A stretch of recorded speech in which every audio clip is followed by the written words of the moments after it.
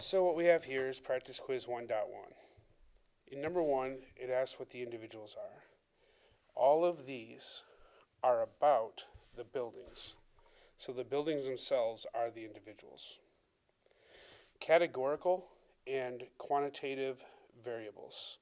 So these are the variables, and the categorical ones are the ones that are not countable. So that would be country and use. Quantitative are things that have value or can be ordered using numbers. So that would be height, floors, and the year built. In part C, they want us to fill in this pie chart, and all of it's about the use up here. So I noticed that there are 10 things, and 6 of the 10 are mixed. 1 of the 10 is hotel. 3 of the 10 are office. So this small piece of the pie must be the 1/10, 3/10, and 6/10, and that's how I match the names of the use with the pie chart. Part D is a little tricky. Sometimes you'll be given graphs that look like this because a company wants you to see something a certain way. So in this one, what's wrong with the information is this vertical axis starts at 80 instead of 0.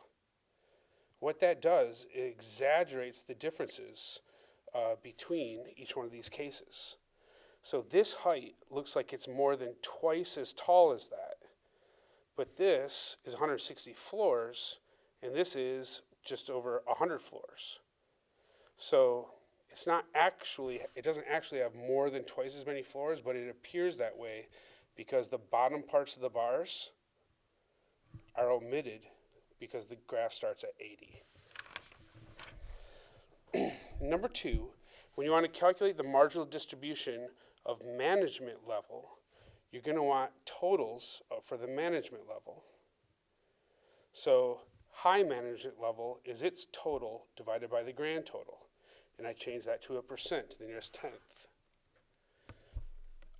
Medium level, its total divided by grand total, and low, its total divided by grand total.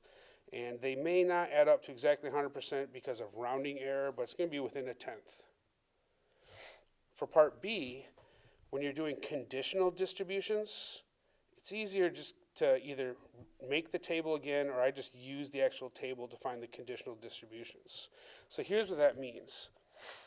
To find the conditional distribution of management level for each college type, then you want to make sure that you're using the level divided by the type.